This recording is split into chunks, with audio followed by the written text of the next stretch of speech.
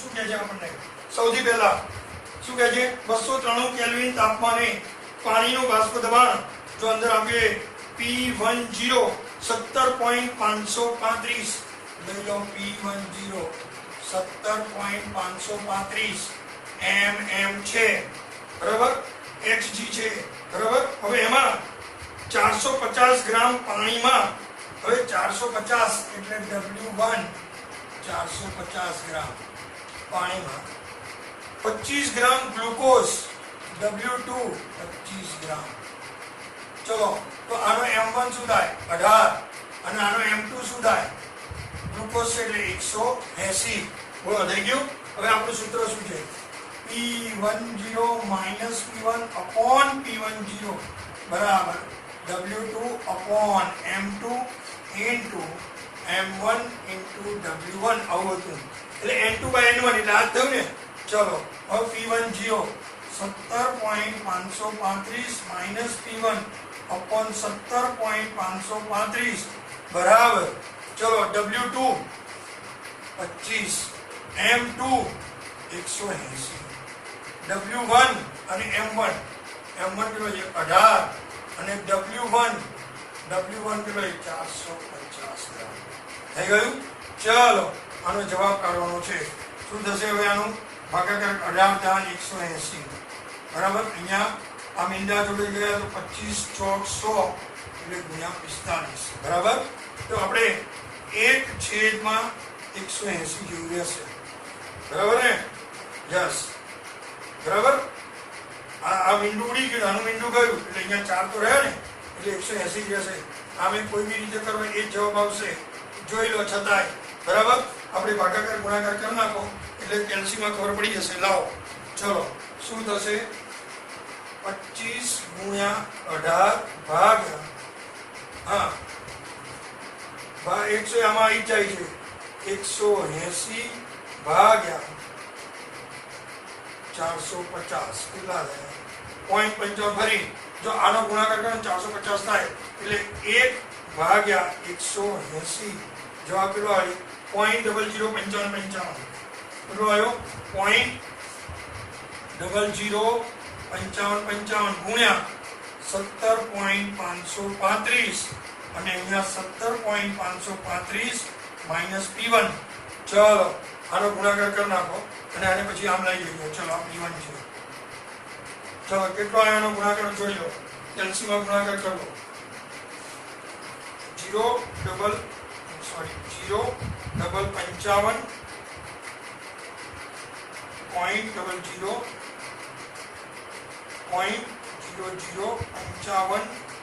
આમાં કંઈક કેલ્સીમાં લોચો છે એટલે 0.0055 અથવા એક કામ કરો 17.535 ગુણ્યા 55 ભાગ્યા 10,000 કેટલા થાય છે? કેટલા આવ્યા? 0.974 આયા. કેટલા આવ્યા? 0.0974 આવા આયા. અને આમથી આમ લઈ જાઓ અને આમ લઈ જાઓ તો શું થાય? P1 બરાબર 17.535 માઇનસ અને આમ લઈ લો. આ રીતે જો ના ખબર પડે તો 17.535 માઇનસ P1 ને આમ લઈ જાઓ અને આમ લઈ જાઓ 0.0974 આ બંને બાદબાકી કરો બરાબર. માઇનસ 17.535 કેટલા આવ્યા છે? તો માઇનસ 0.974 કેટલા આવ્યા? યસ 17.437 બરાબર. આ સાથે બરાબર આ શું દબાણ શેમાં લખશો? mmHg. શેમાં લખશો? mmHg. એટલે આ આપણું. હવે આપણી પાસે પ્રવાહી 2 છે, પ્રવાહી 1 અને પ્રવાહી 2. તો પહેલા પ્રવાહી A. ચલો પ્રવાહી A માટે તમને કહે છે કે 100 ગ્રામ પ્રવાહી મોલર દળ 140 છે અને 1000 ગ્રામ પ્રવાહીનું મોલર દળ 180 છે ઓગાળવામાં આવ્યો. એટલે પહેલા આપણે એના મોલ બનાવો. તો સૌથી પહેલા A માં ફરી જુઓ પ્રવાહી ગ્રામ A એટલે એ નું WA બરાબર કેટલા આપ્યા છે 100 ગ્રામ. રકમ જોઈને દાખલો કરો 100 ગ્રામ. એનું MA કેટલું આપ્યું છે 140. તો આપણી જોડે સૂત્ર પ્રમાણે શું થાય? સૌથી પહેલા આપણે NA શોધવાનું. What is NA? તો શું થાય? WA upon MA કેટલું થાય 100 છેદમાં 140. કેટલું થયું 10 ભાગ્યા 14. 10 ભાગ્યા 14 એટલે કેટલા થાય? હવે કેલ્ક્યુલેટર બદલવું પડશે. 10 ભાગ્યા 14 આવશે 0.71. 42 એટલે આપણે 0.71 લો. This is 0.71. ચલો એવી રીતે હવે પ્રવાહી B. ચલો પ્રવાહી B માટે એને શું આપ્યું છે વાંચો. એને આપણને ફરી વાંચું છું. શું કીધું છે? પ્રવાહી B 1000 ગ્રામ. ચલો પછી WA પછી MA એનું દળ આપ્યું છે. કેટલું આપ્યું છે 180 ગ્રામ બરાબર પ્રતિ મોલ ઇન્વર્સ છે. તો શું થાય? NB બરાબર WB upon MB. WB કેટલો છે 1000 ભાગ્યા 180 ગુણ્યા 18 55 આવશે. હવે આપણે NA વત્તા NB કરો. NA વત્તા NB એટલે શું થાય? 0.71 વત્તા 5.55 7 ને 5 એટલે 6. 6.26 કેટલા મળે 6.26 બરાબર. આપણને NA વત્તા NB મળ્યો. હવે સૌથી પહેલા આપણે XA શોધીશું એટલે એના મોલ અંશ. તો ચલો XA બરાબર શું થાય? XA તો શું થાય? NA છેદમાં NA કુલ લઈ લો. NA કુલ મોલ અંશ બે આ તો 11 માં છે. N of A કેટલો છે 0.71 છેદમાં 6.626 એટલે 6.26. બીજું XB લઈ લો. શું થાય? બંને બી શોધવાના છે. XB એટલે શું થાય? NB છેદમાં N કુલ. ચલો NB કેટલો છે? આપણા નિયમ પ્રમાણે NB આર્યો 5.55 છેદમાં 6.26 થઈ ગયું. કેટલો થયો 6.26. હવે આપણે કરવાનું છે કેલ્શિયમની ફરી ગણતરી કરું છું. ચલો શું થશે 0.71 અરે આમાં નથી 0.71 ભાગ્યા 6.26 કેટલો આવે છે 0.1134. કેટલો આવે 0.1134. ચલો બીજું. ચલો બીજો કેટલો છે જોઈ લો. બીજો 5.55 ભાગ્યા 6.26 બરાબર.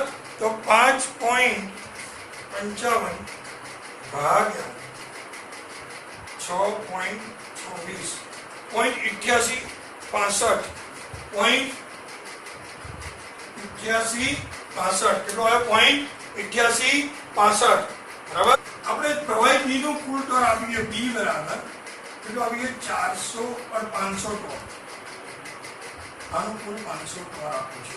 હવે આપણે શોધવાનું શું છે? સૌથી પહેલા આપણે અહીંયા પી કુલ અને પી આ લીધો છે તો પીબી શોધવું પડશે. શું શોધવું પડશે? પહેલા પીબી આનું દબાણ આપ્યું છે તો પીબી બરાબર શું થાય? આપણે આપણા નિયમ પ્રમાણે શું મૂકશો? પીબી 0 આ પીબી 0 આપ્યું છે. પીબી 0 ઇન્ટુ XB આવું થાય XB. ચલો હવે આપણે આ કેટલો આપ્યું 0.88 એટલે આપણે 3 લઈશું. ચલો પીબી 0 કેટલો છે 500 ગુણ્યા 0.88 આપણે આખો ના લેતા 0.5 લેતા નહીં. 500 ગુણ્યા 88 6 કેટલો થાય છે 500 ગુણ્યા 0.88 બરાબર 443 સમથિંગ આવે છે બરાબર. એટલે 443 બરાબર 400 આમ તો 635 એટલે 443 આવે છે. હવે જો આગળ અહીંયા તમે લો 5 તો અહીંયા 443 પોઈન્ટ સમથિંગ આવે એટલે આપણે 443.29 રાખવો હોય તો 443 રાખો ને, પોઈન્ટમાં જવાબમાં ફેર આવશે એ ચોપડી પ્રમાણે જોઈ લઈશું. ચલો હવે આપણું સૂત્ર શું છે?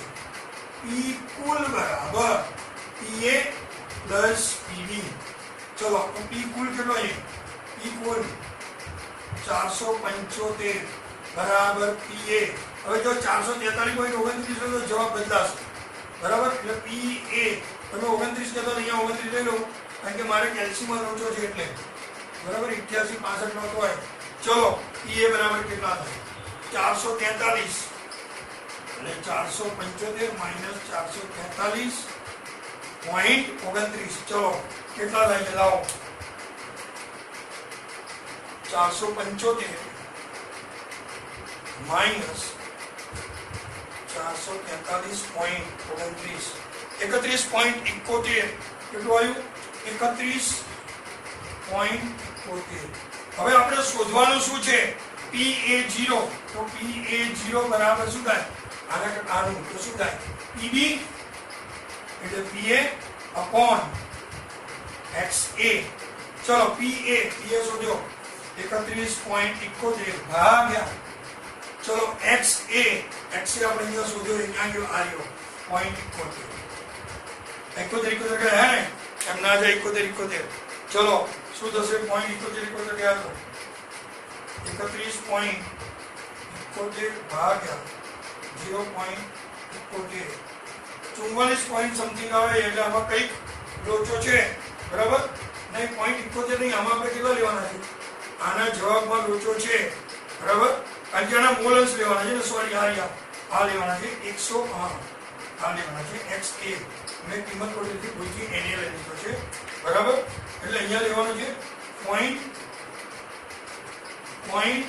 હજુ આપણે ફરી ભાગાકાર કરવો પડશે. 0.0134. હવે આ બંનેનો ભાગાકાર કરીએ એટલે આપણને કેટલો આવશે જોઈએ. ફરી 31.71 ભાગ્યા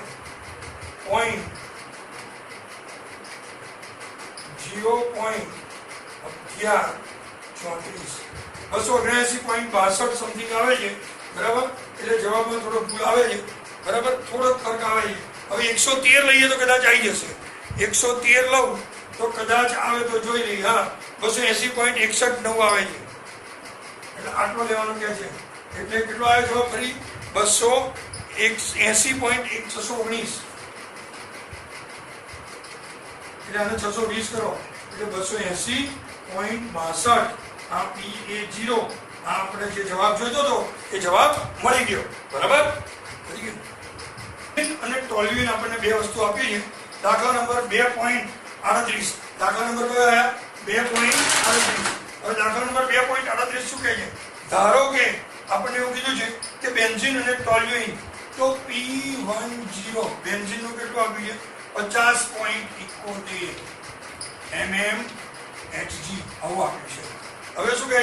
80 ગ્રામ બરાબર અને બેન્ઝીન છે અને 100 ગ્રામ ટોલ્યુઇન છે તો W1 80 ગ્રામ બરાબર 80 ગ્રામ ફરી છે 80 ગ્રામ બેન્ઝીન બરાબર.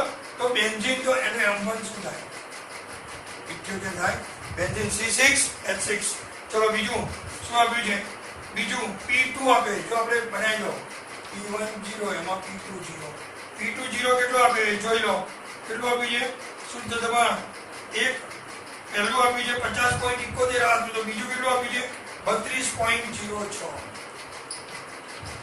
mm.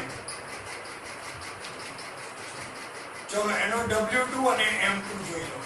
ચલો આનો W2 કેટલો આપે છે? એમાં W 100 ગ્રામ અને પદાર્થ બીજો કયો છે એની જોડે? Toluene C6H5CH3. એટલે પેલામાં 14 ઉમેરતો આમાં કારણ કે એક H આમાં ગયો 14 ઉમેર એટલે કેટલા થાય? 92 ગ્રામ. ચલો હવે આપણે શોધવાનું શું છે? પહેલા આપણે આપણા નિયમ પ્રમાણે પહેલા બંનેમાં શું શોધીશું? N1 અને N2 પહેલા શોધો. ચલો N1 બરાબર W1 upon M1. આમાં N2 બરાબર W2 upon M2. ચલો 80 ભાગ્યા 78 અહીંયા 100 ભાગ્યા 92. ચલો ભાગાકાર ગુણાકાર કરો લાવો. ચલો પહેલો ભાગાકાર કેટલો છે? 80 ભાગ્યા 1.025 1.025 બરાબર. ચલો પછી 25 પર આગળ છે. હા 6 છે એટલે 26 કરો 26 કરો. હવે 100 ભાગ્યા 92 100 ભાગ્યા 92 100 ભાગ્યા 1.086 છે એટલે 1.086. ચલો હવે આપણી જોડે આ રહ્યું તો n1 વત્તા n2 કોઈ બી એક શોધી કાઢો. n1 n2 કોઈ બી શોધી શકાય. તો n1 n2 પ્રમાણે શું જોઈશું? n1 n2 પ્રમાણે આપણે આગળ શું જોઈશું? ચલો હવે n1 પ્લસ n2 બરાબર શું થાય? 1.026 પ્લસ 1.086 શું થાય? 1 પોઈન્ટ હા એટલે 2 પોઈન્ટ થોડુંક આગળ બગડો 1 આગળ 10 ને 112 એટલે 2.112 બરાબર 2.112. હવે આપણે શું શોધવાનું છે? સૌથી પહેલા આપણે x1 શોધી કાઢો. x1 એટલે n1 અપોન n2 આ છે ને n2 અથવા n1 પ્લસ n2. ચલો n1 કેટલો છે? 1.024 અપોન 2 ભાગ્યા 1 ચલો કેટલો આવે છે? 1.026 ભાગ્યા 2.112 0.48 એટલે આ મળ્યો 0.48. હવે આપણું સૂત્ર શું છે? અહીંયા જોજો બધા, અહીંયા આગળ આ પોઈન્ટ આપણે તો x1 પ્લસ x2 બરાબર 1. તો x2 બરાબર 1 માઇનસ x1 1 માઇનસ 0.48 એટલે શું થાય? 0.1 મળી ગયો. હવે આપણો p શોધવાનો. p કુલ આપણે p કુલનું સૂત્ર શું છે? p એ p1 પ્લસ p2. તો p1 બરાબર ધારો કે આપણે શું લઈએ અહીંયા? p1 ડાયરેક્ટ x1 ઇન્ટુ બરાબર p1 0 into x1 plus p2 0 into x2. ચલો p1 0 કેટલો છે? 50.71 ગુણ્યા x1 કેટલો છે? 0.48 વત્તા p2 આયો 32.06 ગુણ્યા x2 0.52 આયો. આ x2 છે. હવે જરા જવાબોને બોક્સ કરવાના. અહીંયા x1 બરાબર પોઈન્ટ આવા બોક્સ કરતા રહેજો એટલે કિંમત મૂકવામાં ભૂલ પડે નહીં. 0.52. ચલો આનો ગુણાકાર કરો. કેટલો થશે? ચલો ફરી કેટલો કહે છે?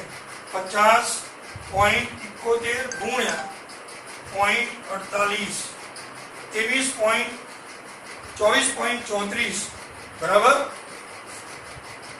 24.34 એટલે આ p1 બી કહેવાય ને વત્તા ચલો 32.06 બરાબર અહીંયા આગળ 24.34 32.06 ગુણ્યા 0.52 કેટલા 16.67 કેટલો આવે ટોટલ? આ બંનેનું ટોટલ મારો 67 ને 33 01 થશે 40 સમથિંગ 41.01 mm. આ શું થયું? p. આ શું થયું? p અથવા p કુલ. હવે આપણે શોધવાનું શું છે? રકમમાં વાંચો. બેન્ઝીનની બાષ્પાવસ્થાના મોલ અંશ. તો p1 બરાબર p કુલ ગુણ્યા અથવા ટપકું મૂકો x1. આપણે x1 શોધવાના છે. તો x1 બરાબર શું થાય? p1 છેદમાં p કુલ. p1 એટલે જો આ p1 જ છે ને બરાબર અથવા ના અંકાય તો p10 x1 અપોન p કુલ. ચલો p10 x1 આ કેટલો છે? 24.34 ભાગ્યા 41.01. ચલો ભાગાકાર કરો. કેટલો આવે છે? 24.34 ભાગ્યા 41.01 0.59 35 માટે x1 બરાબર 0.59 35 થઈ ગયો જવાબ. એટલે આપણે આ મોલ અંશ એટલે ખાલી અહીંયા યાદ રાખવાનું છે કે આ P1 એટલે આ જ છે અથવા P1 x1 ખાલી કિંમત જ મૂકવાની છે અથવા ડાયરેક્ટ P1 x1 બરાબર. આ P કુલ અને અહીંયા બી એક યાદ રાખો કે x1 શું છે 0.48 માટે